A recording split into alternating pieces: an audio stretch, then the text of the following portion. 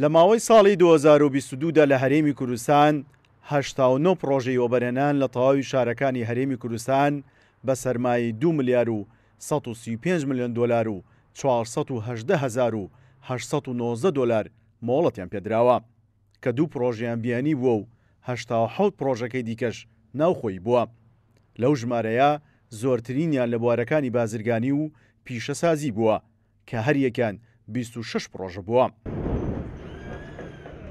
پرۆژە بازرگانیەکان بە سەرمایەی 227 ملیۆن دۆلار و 285,000 بووە. پرۆژە پیشەسازیەکانیش بە سەرمایەی 577 ملیۆن دۆلار و 516,000 بووە. دوای ئەوەش پرۆژەکانی تەندروستی و گەشتیاری و فێرکردن و کشتتوکاڵی دێت. کەمترین پرۆژەش لە بوارەکانی وەرزش و بانکەکان بووە کە تەنها یەک پرۆژەیان مۆڵەتیان پێدراوە. ئەگەرچی سێکتەری نیشتەجێبوون لە ماوەی ئەم ساڵدا تەنها 6 پرۆژە مۆڵەتی پێدراوە لە تەواوی هەرێم، بەڵام زۆرترین سەرمایی بۆ خرج کراوە بە سەرمایی 922 ملیۆن دۆلار و 383,905 دۆلار. لەسەر ئاسی پارێزگاکانش زۆرترین پرۆژە لە پارێزگای هەولێر مۆڵەتی پێدراوە کە لە کۆی 89 پرۆژە 39 پرۆژیان لە هەولێر بووە بە سەرمایی 854 ملیۆن و 968,616 دۆلار. دوای ئەوە پارێزگای سلێمانی دێت کە 31 پرۆژە مۆڵەتی پێدراوە بە سەرمایی 1 ملیار و 138 ملیۆن دۆلار و 332,441 دۆلار.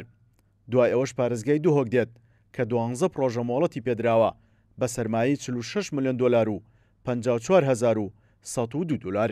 زۆرترین پرۆژەکە مۆڵەتی پێدراوە لە بواری بازرگانیدا بووە کە 26 پرۆژە بووە.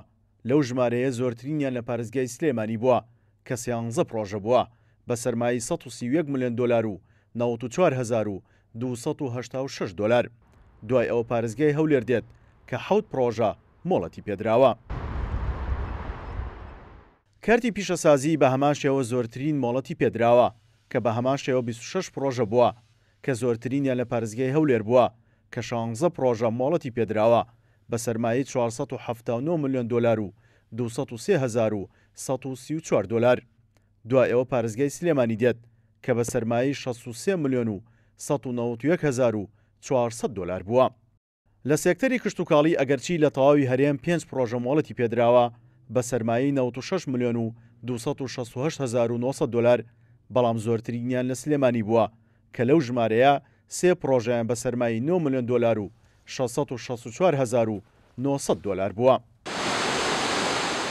سێکتەری گەشتیاری لە تەواوی هەرێم 7 پرۆژە مۆڵەتی پێدراوە بە سەرمایی 153 ملیۆن دۆلار و 255,550 دۆلار کە لەو ژمارەیە 3 پرۆژەیان لە هەولێر و 2 پرۆژەیان لە سلێمانی بووە.